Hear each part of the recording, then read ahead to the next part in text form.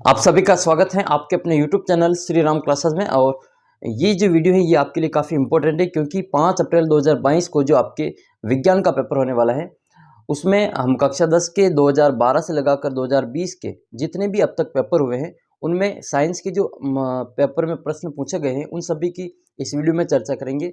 और वही प्रश्न की चर्चा करेंगे जो आपके 5 अप्रैल 2022 के एग्ज़ाम के लिए काफ़ी इंपॉर्टेंट है, यानी कि जो आपके 11 पार्ट दे रखे हैं सिलेबस में, उन्हीं पार्टों के प्रश्न इस वीडियो में हम चर्चा करेंगे।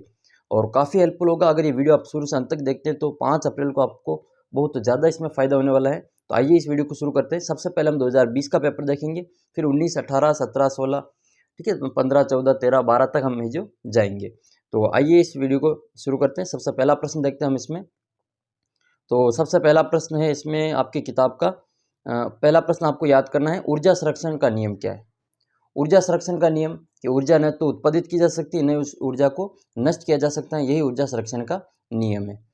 फिर दूसरा प्रश्न है, राजस्थान का राज्य वृक्ष कौन सा है, वैज्ञानिक नाम क्या है। तो राजस्थान के राज्य वृक्ष का नाम देखो खेजड़ी है। राजस्थान का राज्य वृक्ष खेजड़ी है और इसका वैज्ञानिक नाम राजस्थान का राज्य वृक्ष खेजड़ी है और इसका वैज्ञानिक नाम प्रोसोपिस सिनेरेरिया है। और राजस्थान में जो जोधपुर है वहाँ पे खेजड़ी आंदोलन हुआ था, अमृता देवी विश्नोई से संबंधित है, तो ये आपको इंपॉर्टेंट याद करना है। अगला प्रश्न है, कैल्सीफेरॉल यानी कि विटामिन डी की कमी से कौन सा रोग होता है। तो कैल्सीफेरॉल विटामिन डी की कमी से रिकेट्स रोग होता है, रिकेट्स रोग। विटामिन ए की कमी से रतौंधी रोग होता है, सी की कमी से स्कर्वी होता है और डी की कमी से रिकेट्स होता है। फिर 10वां प्रश्न है, सर्वग्राही रक्त समूह कौन सा है। तो यूनिवर्सल ब्लड रिसेप्शन। तो जो सबसे रक्त ग्रहण कर सकता है तो वो होता है ए बी। अब आपको पूछ ले कि सर्वदाता रक्त समूह कौन सा है, तो वो होता है ओ दाता आपको याद रखना है। ओ दाता से ये ए बी आपको अपने आप ही याद आ जाएगा। ओ दाता होता है और ए बी ग्राही होता है, ओ दाता। अगला प्रश्न है, एक क्षण चुंबक के लिए चुंबकीय क्षेत्र रेखाएं प्रदर्शित कीजिए। तो आपके जो परिनलिका के नीचे जो चित्र दे रखा है आपकी किताब में, वो वाला जो चुंबक वाला चित्र है वो आपको जो यहाँ पे बनाना है, उनको परिचय नलिका के रूप में दर्शाना है। अगला प्रश्न है आपके इम्पोर्टेंट प्रश्न, अफीम के पौधे का, ये तो आपके नहीं है। हाँ, 17वां प्रश्न है, समांगी और विषमांगी उत्प्रेरण में क्या अंतर है, प्रत्येक का एक उदाहरण लिखिए और उदासीनीकरण की अभिक्रिया का एक उदाहरण लिखिए। उदासीनीकरण की अभिक्रिया का आपको एक उदाहरण लिखना है। उदासीनीकरण वही अम्ल क्षार की अभिक्रिया होकर नमक और जल का निर्माण होता है, तो वही अभिक्रिया आपको इसमें बनानी है। एक अम्ल और एक क्षार की अभिक्रिया कराएंगे तो वह लवण और जल का निर्माण करेंगे, यही उदासीनीकरण की अभिक्रिया कहलाती है। तो HCl और NaCl, HCl और NaOH की अभिक्रिया कराएंगे तो NaCl और जल बनेगा और कुछ मात्रा जो ऊर्जा की उत्सर्जित होगी। अगला प्रश्न है, भारत में विज्ञान दिवस कब मनाया जाता है। तो 28 फरवरी को प्रतिवर्ष जो विज्ञान दिवस मनाया जाता है। 28 फरवरी को CV रमन जी को जो इन्होंने रमन प्रवाह की खोज की थी, तो इस दिन नोबेल पुरस्कार मिला था, तो इसलिए यहाँ पे प्रतिवर्ष ये 28 फरवरी को मनाया जाता है। हमारे देश में पहला परमाणु बिजली घर कहाँ स्थापित किया गया, तो ये तारापुर महाराष्ट्र, तारापुर महाराष्ट्र। दूसरा पूछे तो अपने राजस्थान में है, रावतबाटा में, और राजस्थान का वो पहला परमाणु बिजली घर है रावतबाटा चित्तौड़गढ़। फिर अगला प्रश्न है, हाँ, खरीफ की फसल का एक उदाहरण दीजिए। तो देखो खरीफ की फसल में जो बारिश की ऋतु में बोई जाती हैं, जैसे जो मक्का है, मक्का है, सोयाबीन है, मूंगफली है, दान है, चावल है, ठीक है, ये जो खरीफ की फसल के उदाहरण है। दालों का राजा किसे कहते हैं, तो दालों का राजा चने को कहा जाता है, इसका वैज्ञानिक नाम बताना है आपको। अगला प्रश्न है, संकर पूर्वज संकरण और परीक्षण संकरण को सावधारण समझाइए। ये आपकी किताब में से दे रखा है, आप इसको अच्छी तरीके से तैयार करें। मैं आपको यहाँ पे जो छोटे छोटे आंसर है वही बता पाऊंगा, क्योंकि हमें 2020 से लगा 2020 तक के प्रश्न उत्तर देखने हैं। अगला प्रश्न है, विरंजक चूर्ण का रासायनिक नाम और सूत्र। Very very most important question है ये, क्योंकि ये प्रश्न आपकी बार आपके 100% आएगा। विरंजक चूर्ण ये CaOCl2 कैल्शियम ऑक्सीक्लोराइड, इसका जो रासायनिक सूत्र है और रासायनिक नाम है कैल्शियम ऑक्सीक्लोराइड। रासायनिक नाम क्या है, कैल्शियम ऑक्सीक्लोराइड, सूत्र क्या है CaOCl2। अम्ल क्षार की आरएनएस अवधारणा, और ये प्रश्न भी आपके काफ़ी इंपॉर्टेंट है। धातु की अम्ल के साथ होने वाली अभिक्रिया को नामांकित चित्र बनाइए।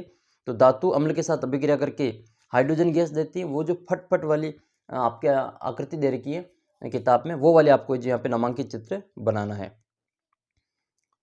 अगला प्रश्न है, ये भी इम्पोर्टेंट क्वेश्चन है। किसी विद्युत बल्ब को 220 वोल्ट के स्रोत से जोड़ने पर उसमें 0.5 एम्पियर विद्युत धारा होती है, तो बल्ब का प्रतिरोध ज्ञात कीजिए। तो प्रतिरोध ज्ञात करने का सीधा सा सूत्र है, इन दोनों को गुणा कर देना है, ठीक है। R बराबर V बराबर होता है IR, तो इसमें प्रतिरोध ज्ञात करना है R, तो V में I का भाग दे देंगे, यानी कि हम 220 में 0.5 का भाग दे देंगे तो अपना आंसर आ जाएगा। अगला क्वेश्चन है फिर आपके इसमें पारिस्थितिक तंत्र, ये आपके नहीं है। श्वसन की परिभाषा है, ऊपरी श्वसन तंत्र के विभिन्न भाग और ऊपरी श्वसन तंत्र का नामांकित चित्र। वेरी मोस्ट इंपोर्टेंट है, ये श्वसन तंत्र का नामांकित चित्र बनाना है। फिर अगला क्वेश्चन है, प्रमुख नर लिंग हार्मोन कौन सा है? तो टेस्टोस्टेरोन जो है वो प्रमुख नर लिंग हार्मोन है। मादा हार्मोन का नाम पूछे तो प्रोजेस्टेरोन और एंड्रोजन। नर जनन तंत्र के किन्हीं दो द्वितीयक लैंगिक अंगों की संरचनाओं का वर्णन कीजिए और नर जनन तंत्र का नामांकित चित्र बनाइए। मोस्ट इंपोर्टेंट क्वेश्चन है, नर जनन तंत्र का नामांकित चित्र। फिर अगला प्रश्न है आपके इसमें, आवर्धनता किसे कहते हैं? आवर्धनता किसे कहते हैं? तो देखो, प्रतिबिंब की ऊंचाई और बिंब की ऊंचाई का जो अनुपात होता है वो आवर्धनता कहलाती है। इसका सूत्र होता है m बराबर h'/h। ये आवर्धनता का सूत्र होता है और इसका कोई मात्रक नहीं होता है आवर्धनता का। तो प्रतिबिंब की ऊंचाई बटा बिंब की ऊंचाई आवर्धनता कहलाती है, इन दोनों का अनुपात आवर्धनता होता है। फिर अगला प्रश्न है, किरण चित्र की सहायता से अवतल दर्पण के लिए आवर्धनता का सूत्र, तो वही वो वाला सूत्र आपको यहाँ पे लिखना है। आवर्धनता धनात्मक है तो प्रतिबिंब की प्रकृति क्या होगी? नेक्स्ट क्वेश्चन है, पूर्ण आंतरिक परावर्तन को परिभाषित कीजिए। और ये मोस्ट इंपोर्टेंट है, इसमें पूर्ण आंतरिक परावर्तन को परिभाषित कीजिए। तो ये 2020 का पेपर था। अब हम देखते हैं 2019 का पेपर। ये 2019 का पेपर आपके सामने वही पेपर है, ठीक है। इसका पहला प्रश्न आप देखते हैं। देखो, इसमें से आपके इंपोर्टेंट प्रश्न ये है कि रक्त समूह का वर्गीकरण किसके द्वारा किया गया? तो रक्त समूह का वर्गीकरण कार्ल लैंडस्टीनर के द्वारा किया गया था। CNG का पूरा नाम पूछे तो आपको बता देना है, CNG का पूरा नाम कंप्रेस्ड नेचुरल गैस, संपीड़ित प्राकृतिक गैस। और स्थितिज ऊर्जा की परिभाषा, इसके अलावा नवीनकरणीय संसाधन का एक उदाहरण। तो जल ऊर्जा, पवन ऊर्जा, सौर ऊर्जा, ये नवीनकरणीय संसाधन का एक उदाहरण है। आनुवंशिक विविधता को परिभाषित कीजिए। वेरी मोस्ट इंपोर्टेंट है आनुवंशिक विविधता, जेनेटिक डाइवर्सिटी। इसको आप अच्छी तरीके से तैयार रखें। कॉफ़ी का वैज्ञानिक नाम वैसे आपको नहीं पूछेगा क्योंकि अब की बार आपके वैज्ञानिक नाम नहीं है। तो कुछ पादप हैं उनके ही नाम याद रखें, जैसे मटर का वैज्ञानिक नाम है, ठीक है, खेजड़ी का वैज्ञानिक नाम है, मनुष्य का वैज्ञानिक नाम है होमो सेपियंस, ठीक है। तो यही आपको याद करने। अगला प्रश्न है, A व B के अतिरिक्त लाल रक्त कणिकाओं पर कौन सा प्रतिजन पाया जाता है? 11वां क्वेश्चन है, ओम के नियम के अनुसार, वेरी मोस्ट इंपोर्टेंट क्वेश्चन है ये। ओम के नियम के अनुसार विभवांतर और धारा के बीच ग्राफ खींचना है आपको। तो एक तरफ विभवांतर लेना है, एक तरफ धारा लेनी है और दोनों के बीचों बीच में ये सीधी लाइन खींच लेनी है। इस तरफ V ले लेना, इस तरफ I ले लेना और दोनों ये 4-5 बिंदु, बीच में डॉट, बिल्कुल सीधी लाइन आएगी क्योंकि ये मान है जो हमेशा बराबर आएंगे, ठीक है। तो ये V और I में ग्राफ खींच लेना है। अगला प्रश्न है, पृथ्वी के प्राकृतिक उपग्रह का नाम वैसे नहीं पूछेगा, आपको नहीं पता हो तो चंद्रमा नाम लिखना है, यहाँ पे पूछ भी ले तो। जीवाश्म प्रक्रिया को समझाइए। मोस्ट इंपोर्टेंट क्वेश्चन आपकी किताब का ये, जीवाश्म प्रक्रिया को समझाना है। और जीवाश्म की आयु किस विधि, तो फॉसिल डेटिंग विधि से ज्ञात की जाती है। जीवाश्म निर्माण क्या होता है? तो लाखों करोड़ों वर्ष पूर्व जो जीवित जीव जंतु पृथ्वी के गर्भ में दब गए और उनके अवशेष आज भी पृथ्वी की चट्टानों में पाए जाते हैं, तो उन अवशेषों को जीवाश्म कहते हैं। जीवाश्म की आयु किस विधि से ज्ञात करते हैं? तो फॉसिल डेटिंग विधि, फॉसिल डेटिंग विधि। अगला प्रश्न है आपके इसमें, हाँ ये इंपॉर्टेंट क्वेश्चन है आपके 17वां। निम्नलिखित समीकरणों को रासायनिक समीकरणों में ये दो समीकरण दे रखी हैं, एक तो इन दोनों की पहचान करके आपको इनका नाम लिखना है। तो ये देखो संयोजन अभिक्रिया है, ठीक है। ये वाली दोनों कार्बन को जब हम जलाएंगे तो कार्बन डाइऑक्साइड गैस बनेगी। तो ये तो है संयोजन अभिक्रिया और ये विद्युत अपघटन की अभिक्रिया है, जल विद्युत अपघटन। तो इन दोनों का आपको जो अंतर लिखना है इसमें, और उत्प्रेरक विष और उत्प्रेरक वर्धक, इन दोनों में आपको एक अंतर लिखना है। तो उत्प्रेरक विष क्या होता है? ये उत्प्रेरक अभिक्रिया के वेग को कम कर देता है और उत्प्रेरक वर्धक ये अभिक्रिया के वेग को बढ़ा देता है। नेक्स्ट क्वेश्चन है आपका इसमें, अगला क्वेश्चन आपके जो किताब के प्रश्न है वही हम देखेंगे इसमें। 23वां क्वेश्चन है, मेंडल की प्रभाविता के नियम को समझाइए और मेंडल के वंशानुगति के नियम के कोई दो उदाहरण, दो महत्व लिखिए। तो दो महत्व आपको बताना है मेंडल के वंशागति के नियम के। नेक्स्ट क्वेश्चन है, मिल्क ऑफ मैग्नीशिया ये किसके लिए काम में लिया जाता है? तो पेट की अम्लता को यानी कि आमाशय की अम्लता को दूर करने में काम में लेते हैं। अगला प्रश्न है आपके इसमें, प्रत्यावर्ती धारा जनित्र की बनावट और कार्यविधि का सचित्र वर्णन करना है आपको। अगला प्रश्न है आपके इसमें, जैव विविधता से आपका क्या तात्पर्य है? जैव विविधता के कोई दो महत्व बताइए। वही वापस देखो आ गया आनुवंशिक विविधता। अब आपके प्रश्न वापस रिपीट होने लग जाएंगे। उत्सर्जन किसे कहते क्या है? मूत्र निर्माण की गुच्छी निस्यंदन क्रियाविधि को समझाइए और मानव उत्सर्जन का नामांकित चित्र बनाइए। आप मान के चलिए कि आपके जो 4-5 जो नामांकित चित्र आएंगे, तो इन नामांकित चित्र को आपको अच्छी तरीके से तैयार करना है। उत्सर्जन तंत्र है, मानव श्वसन तंत्र है, पाचन तंत्र है, लिंग निर्धारण प्रक्रिया वाला है। अगला प्रश्न है, तंत्रिका तंत्र का कौन सा भाग पाचक रसों के स्त्रावण में वृद्धि करता है? तंत्रिका आवेग और संधि स्थल को परिभाषित कीजिए और तंत्रिका की संरचना का नामांकित चित्र। वापस आ गया देखो नामांकित चित्र, तो ये तंत्रिका नामांकित चित्र वापस आ सकता है। अगला क्वेश्चन है, माध्यम के अपवर्तनांक की परिभाषा लिखिए। तो देखो ये स्नेल के नियम से दी जाती है अपवर्तनांक की परिभाषा कि किसी भी माध्यम में आपतन कोण की जा और अपवर्तन कोण की जा का जो अनुपात है वो एक नियतांक होता है जिसको हम अपवर्तनांक कहते हैं, यानी कि साइन आई बटा साइन आर, साइन आर इसका ये एक अपवर्तनांक होता है म्यू, और इस ये नियतांक होता है म्यू और इसको है जो अपवर्तनांक कहते हैं। और अपवर्तनांक जो है वो विमा रहित राशि है, इसका कोई मात्रक नहीं होता है। फिर कांच की स्लेब द्वारा प्रकाश के अपवर्तन का किरण चित्र बनाना है।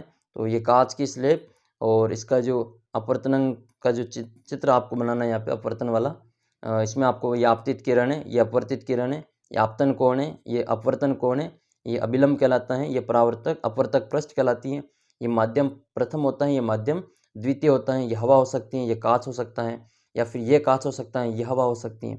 तो ये आपको यहाँ पे बता देना है। अगला प्रश्न है, वापस देखो आवर्धनता वाला आ गया वापस। आवर्धनता क्या है? तो प्रतिबिंब की ऊंचाई बटा बिंब की ऊंचाई आवर्धनता कहलाती है। इसका स है एक बिंब उत्तल दर्पण और ध्रुव, एक बिंब उत्तल दर्पण के ध्रुव और अनंत के बीच में है। तो किरण चित्र बनाकर इसकी स्थिति आपकी जो किताब में सारणियाँ दे रखी हैं उसमें से प्रश्न 100% छपेगा, आप उनको अच्छी तरीके से रट लेना। तो ये 2019 का पेपर था। अब हम देखते हैं 2018 का पेपर। तो ये माध्यमिक परीक्षा 2018 का पेपर आपके सामने, इसके भी इंपॉर्टेंट क्वेश्चन देख लेते हैं। इसका पहला प्रश्न देखो, लार ग्रंथि द्वारा स्रावित एंजाइम का नाम। तो लार ग्रंथि टाइलिन एंजाइम एमिलेज, या फिर इसका दूसरा नाम होता है, एक होता है टाइलिन। टाइलिन एंजाइम जो है वो इससे स्रावित करती हैं, एमिलेज और टाइलिन। इससे जो 2020 का पेपर देखा उसमें हमने सर्वग्राही रक्त समूह का नाम पूछा था, तो उसमें हमने AB नाम बताया था। देखो इसमें क्या पूछा हुआ है, सर्वदाता। तो मैंने बताया था ओ दाता। ओ दाता आपको याद करना है, ओ दाता यानी कि ये वो सबको दे सकता है। फिर अगला प्रश्न चौथा, very very most important question आपके लिए कि 1 किलोवाट घंटा में कितने जूल होते हैं? तो ये एक यूनिट के बराबर होता है, एक यूनिट बराबर 1 किलोवाट आवर होता है, 1 kWh होता है। इसमें कितने जूल होते हैं? तो एक यूनिट 1 किलोवाट आवर बराबर 3.6 इंटू 10 की घात 6 जूल होते हैं। तो इसको आप अच्छी तरीके से याद रखें, 3.6 इंटू 10 की घात 6 जूल। खरीफ की फसल का देखो वापस रिपीट हुआ ये प्रश्न, तो इसमें आप चावल लिख सकते हैं, इसके अलावा आप इसमें मक्का लिख सकते हैं, मूंगफली लिख सकते हैं, सोयाबीन लिख सकते हैं, ये सभी खरीफ की फसलों के उदाहरण हैं। रबी की फसल जो अक्टूबर नवंबर में बोई जाती हैं और मार्च अप्रैल में काट ली जाती है। जैसे अभी हमने जो फसलें काटी वो सारी की सारी रबी की फसलें थी, गेहूँ है, सरसों है, ये सारी सारी जो ये सभी रबी की फसलें हैं। खरीफ की फसलें बारिश की ऋतु में बोई जाती हैं। 8वां प्रश्न है, इंपॉर्टेंट क्वेश्चन है, रक्तचाप मापने वाले यंत्र का नाम। तो इसको रक्तचाप मापी, रक्तचाप मापी, रक्तचाप मापी या फिर स्पाइग्नोमेनोमीटर कहते हैं। रक्तचाप मापी या स्पाइग्नोमेनोमीटर मीटर कहते हैं। तो दोनों ही नाम आपको याद करने हैं, हिंदी में भी और अंग्रेजी में भी, रक्तचाप मापी या स्पाइग्नोमेनोमीटर। और ये 11वां क्वेश्चन भी आपके इंपॉर्टेंट है, आपके विद्युत वाले पार्ट से हैं। एक ही पदार्थ व समान लंबाई के विभिन्न चालक तारों के अनुप्रस्थ काट के क्षेत्रफल और प्रतिरोध के मध्य ग्राफ खींचना है। तो आर और क्षेत्रफल में ग्राफ खींचना है, तो ये आपको लाइन खींचनी है। यहाँ पे आपको आर लिखना है, क्योंकि जो धारा है प्रतिरोध और इसमें ये 1/r ये दोनों समानुपाती होते हैं, सॉरी 1/a। तो ये 1/a आ जाएगा, अनुप्रस्थ काट के तो व्युत्क्रमानुपाती होता है और प्रतिरोध के समानुपाती होता है। तो इन दोनों में सीधा ग्राफ खींच लेना। ये 1/a ध्यान रखना है, यहाँ पे a नहीं है, तो ये 1/a है। इन दोनों में इस प्रकार से ग्राफ खींचना है। 13वां प्रश्न देखो वापस आ गए हैं। जीवाश्म किसे कहते हैं?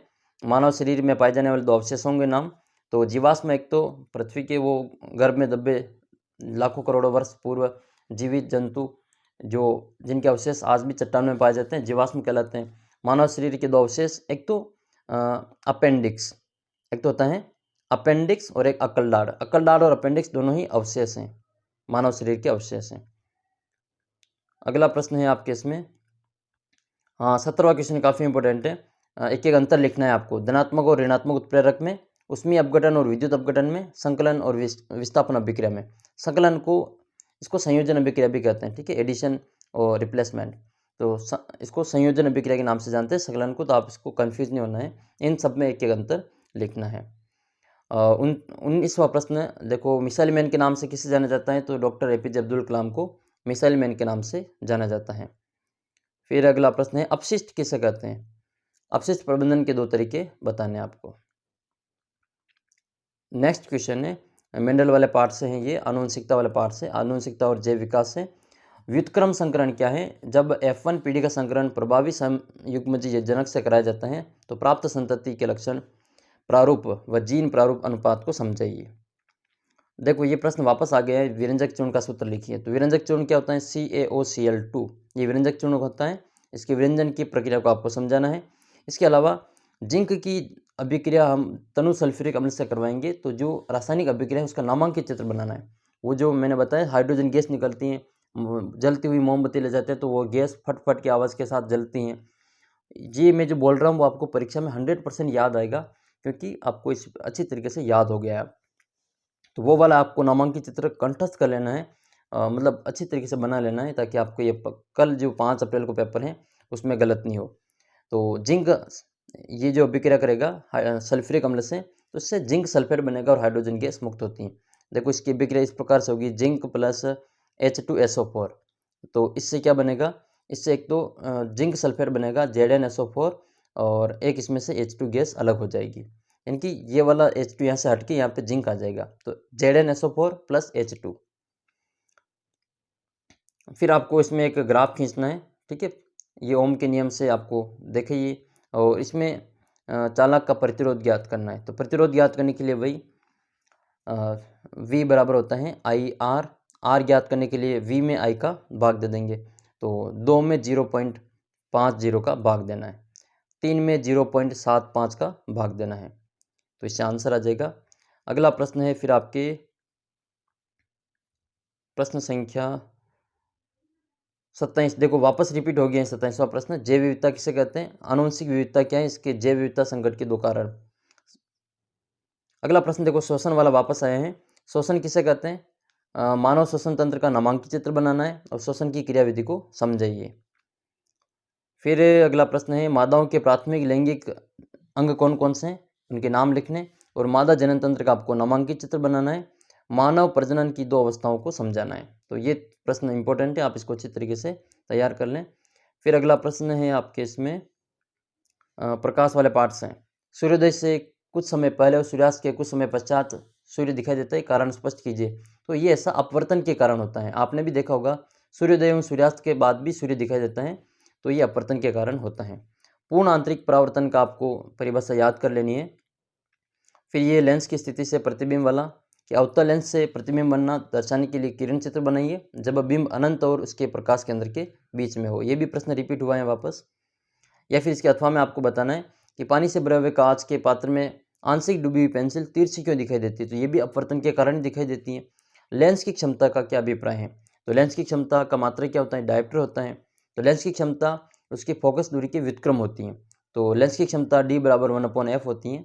ये आपको इसको याद करना है, जहाँ f जो मीटर में होता है।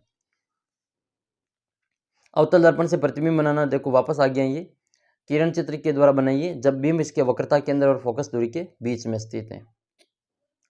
तो ये पूरा पेपर था। अब हम देखते हैं इसके पीछे पहले वर्ष का पेपर। ये 2017 का पेपर है। इसके जो महत्वपूर्ण प्रश्न है वो देख लेते हैं हम इसमें। 17 में पहला प्रश्न है, लोहे को जंग से बचाने के लिए 2 उपाय बताइए। तो एक तो हम इसमें गैल्वेनीकरण करते हैं, जिसको यसद लेपन कहते हैं। हिंदी में इसको यसद लेपन कहते हैं, यसद लेपन। गैल्वेनीकरण क्या होता है, लोहे को जंग से बचाने के लिए उसके ऊपर जिंक की परत चढ़ा दी जाती है, तो वो यसद लेपन के नाम से जाना जाता है। दूसरी अभिक्रिया को पूर्ण करना है आपको। ये मैग्नीशियम को जब हम जलाएंगे, मैग्नीशियम के फीते को, तो मैग्नीशियम ऑक्साइड बनेगा MgO।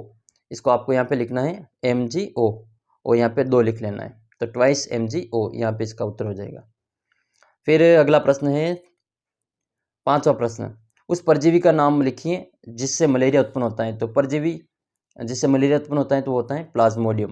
प्लाज्मोडियम नामक परजीवी से मादा एनाफिलीज मच्छर होता है। तो प्लाज्मोडियम जो है वो मलेरिया का कारक होता है। इसको आप अच्छी तरीके से याद रखें।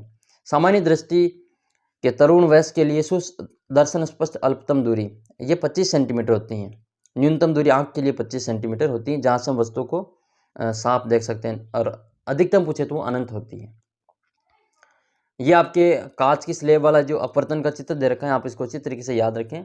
आपतन कोण का मान, और इसमें आपको अपवर्तित किरण का नाम लिखना है। देखो आपतन कोण इधर 30 दे रखा है, तो आपतन कोण इधर कितना हो जाएगा, 60 हो जाएगा।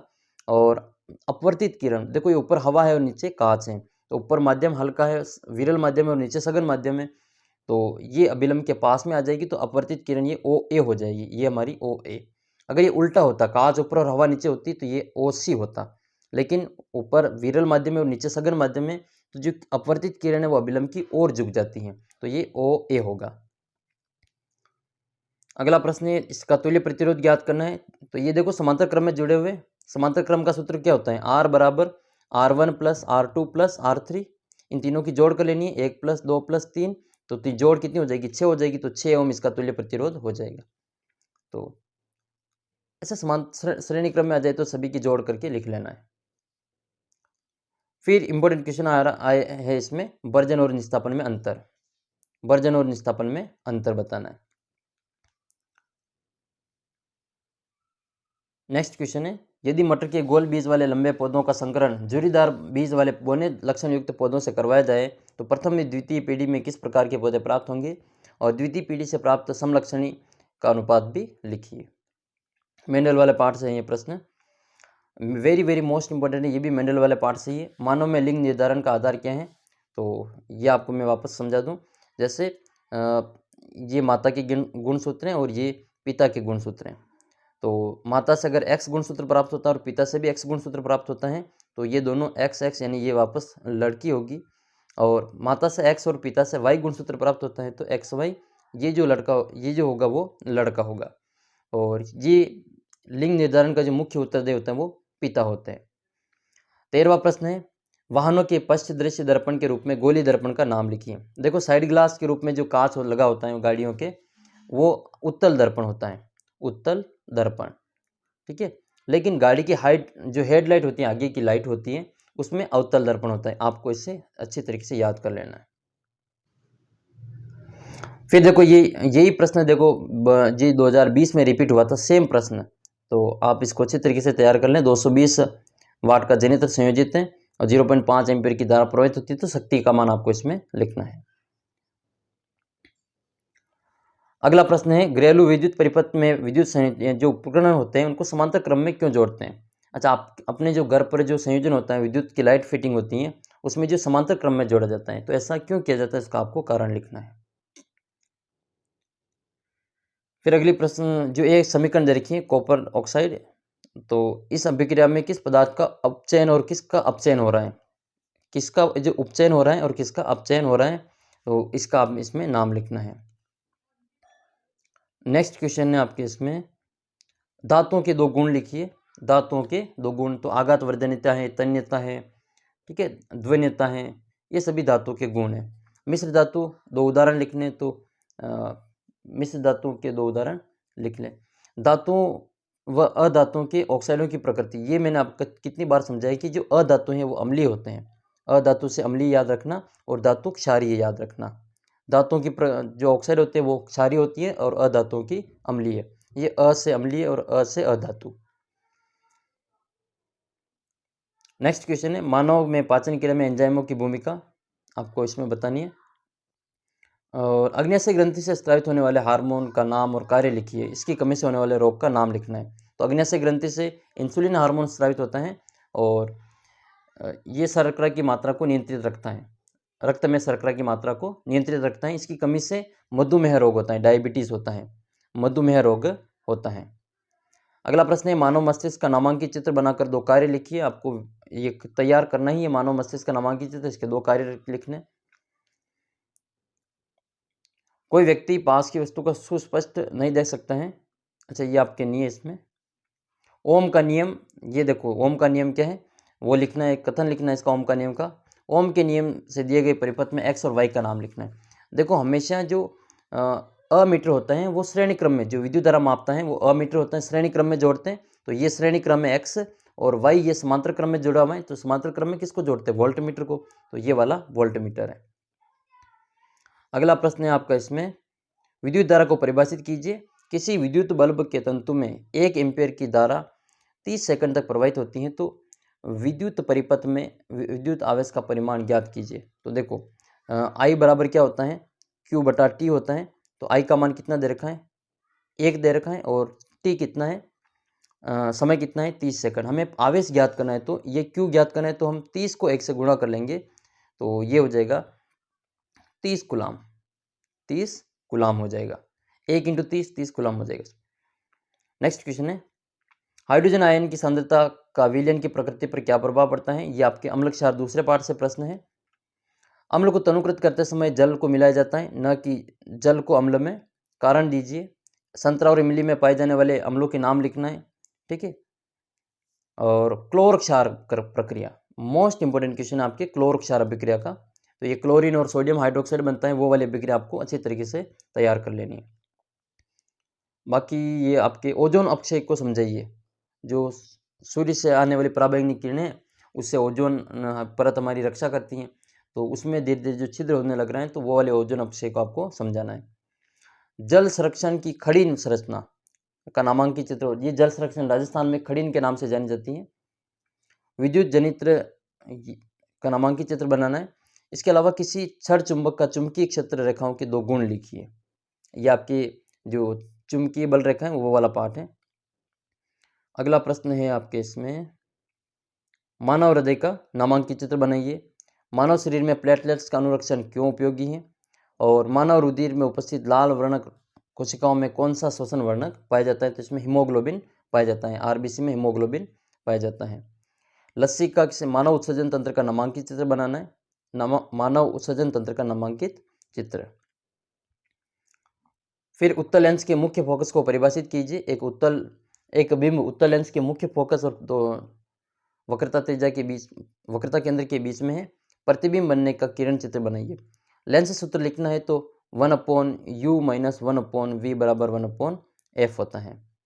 अगला प्रश्न है, लेंस की फोकस दूरी 0.5 मीटर है। तो लेंस की क्षमता की गणना करनी तो d बराबर 1/f होता है। तो 1/0.5 मीटर है, पॉइंट हटाएंगे तो 10 हो जाएगा, यानी कि 2 डायप्टर। अगला प्रश्न है, गोली दर्पण की वक्रता केंद्र को परिभाषित कीजिए।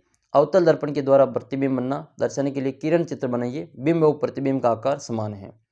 या फिर आपको दर्पण सूत्र लिखना है। तो दर्पण सूत्र क्या होता है, वो दर्पण सूत्र में प्लस होता है, लेंस सूत्र में माइनस होता है। तो 1/u + 1/v बराबर 1/f, ये हमारा दर्पण सूत्र है।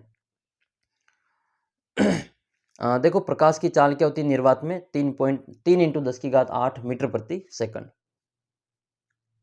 तो ये आपके 2017 का पेपर था। अब हम देखेंगे 2016 का पेपर। ये रहा 2016 का पेपर आपके सामने। देखते हैं इसका पहला प्रश्न। तो पहला प्रश्न है आपके इसमें 2016 का पेपर। तो पहला प्रश्न है आपके इसमें, बेकिंग पाउडर के दो प्रमुख घटक बताइए। जो सोडियम, ये बेकिंग पाउडर होता है सोडियम बाइकार्बोनेट, जिसको हम खाने का सोडा कहते हैं, इसके दो प्रमुख घटक बताने आपको। फिर अगला प्रश्न है चौथा क्वेश्चन। चौथा क्वेश्चन है प्रबल अम्ल और प्रबल क्षार कौन सा है? निम्नलिखित में से कौन सा प्रबल अम्ल कौन सा प्रबल क्षार है?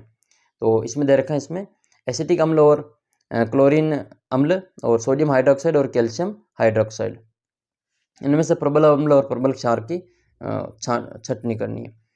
अगला प्रश्न है दिए गए क्षेत्र में चुंबकीय क्षेत्र एक समान होता है, इसको एक आरेख द्वारा निरूपित करना है।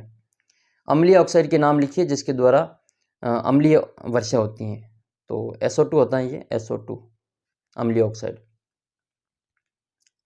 नेक्स्ट क्वेश्चन है, ये विद्युत परिपथ दे रखा है, इसमें धारा का मान ज्ञात करना है। आप इन प्रश्नों का स्क्रीनशॉट ले सकते हैं यहाँ पे। संयोजन अभिक्रिया किसे कहते हैं? ये संयोजन अभिक्रिया किसे कहते हैं? बिना बुझे चूने की जल की संयोजन अभिक्रिया का उदाहरण लिखना है। अगला प्रश्न है समजात अंग को उदाहरण सही समझाना है। समजात और समवर्ती अंग तो आपको इंपॉर्टेंट है, इनको अच्छी तरीके से रट लेना है। जीवाश्म की परिभाषा देखो, वेरी वेरी मोस्ट इंपॉर्टेंट, बार बार आ रहा है ये प्रश्न जीवाश्म वाला। इसके समय निर्धारण की प्रक्रिया, तो जो फॉसिल डेटिंग विधि है उसके द्वारा इसका समय निर्धारण किया जाता है। प्रकाश संश्लेषण प्रक्रम की रासायनिक अभिक्रिया लिखनी है आपको। प्रकाश संश्लेषण वो ग्लूकोज वाली प्रकाश की उपस्थिति में कार्बन डाइऑक्साइड, ऑक्सीजन और ऊर्जा प्राप्त होती है। अगला प्रश्न है वाहन की हेडलाइट में कैसा दर्पण प्रयुक्त होता है? तो अवतल दर्पण प्रयुक्त होता है, अवतल दर्पण। 16वां क्वेश्चन है अधिवृक्क ग्रंथि में कौन सा हार्मोन स्रावित होता है? हार्मोन का कार्य लिखना है। तो देखो अधिवृक्क ग्रंथि जो होती है वो एड्रिनल जो ग्रंथि होती है वो वाली ग्रंथि होती है, इससे एड्रिनलिन हार्मोन स्रावित होता है। नेक्स्ट है रेडॉक्स अभिक्रिया किसे कहते हैं? तो जिसमें उपचयन और अपचयन दोनों होता है, इसको रेडॉक्स अभिक्रिया कहते हैं। इस जिंक ऑक्साइड की अभिक्रिया कार्बन के साथ कराएंगे तो जिंक और कार्बन मोनोऑक्साइड बनेगा। इसमें कौन उपचयन हो रहा है, कौन अपचयित हो रहा है, इसका नाम आपको लिखना है। 18वां क्वेश्चन है किसी गोली दर्पण के लिए आवर्धन सूत्र। वेरी वेरी मोस्ट इंपोर्टेंट आवर्धन। आवर्धन में क्या होता है, ये m बराबर ये h' - प्रतिबिंब की ऊंचाई बटा बिंब की ऊंचाई आवर्धन कहलाता है। उस दर्पण का नाम लिखिए जो जिसका बिंब सीधा और आवर्धित प्रतिबिंब बना सके। आवर्धित का मतलब वस्तु से बड़ा, तो वो अवतल दर्पण होता है। उत्तल दर्पण के मुख्य फोकस की परिभाषा दीजिए। प्रतिवर्ती चाप का नामांकित चित्र बनाकर प्रतिवर्ती क्रिया को समझाना है आपको। फिर आपकी ये दे रखा है कॉलम 1 को कॉलम 2 से सुमेलित करना है। तो इसमें प्रतिरोधकता क्या होता है? विशिष्ट प्रतिरोधकता। तो ये विशिष्ट प्रतिरोधकता है। इसमें ओम का नियम क्या होता है? V बराबर IR। तो ये होता है विद्युत धारा I बराबर Q/T। और विभवांतर क्या होता है? श्रेणी क्रम में संयोजन। तो ये विभवांतर का ये सूत्र दे रखा है Q/T। और श्रेणी क्रम में R1 + R2 + R3 ये 1 हो जाएगा और समांतर क्रम में ये वाला हो जाएगा। तो इनको आपको इस अच्छी तरीके से मिलान कर लेना है। फिर अगला प्रश्न है पीएच स्केल किसे कहते हैं? पीएच स्केल किसे कहते हैं? स्पष्ट करो कि मुख का पीएच परिवर्तन दंत क्षय का कारण होता है। तो अम्लता और क्षारीयता मापने की जो स्केल है वो पीएच स्केल कहलाती है। और जब 5.5 से कम हो जाता है पीएच मान तो दंत क्षय होने का प्रमुख कारण हो जाता है। 24वां भी इंपॉर्टेंट है। 600 वाट का अनुमत कोई विद्युत रेफ्रिजरेटर 8 घंटे चलाया जाता है। 4 रुपये प्रति किलोवाट आवर की दर से 30 दिन तक चलने का वेग ज्ञात करना है।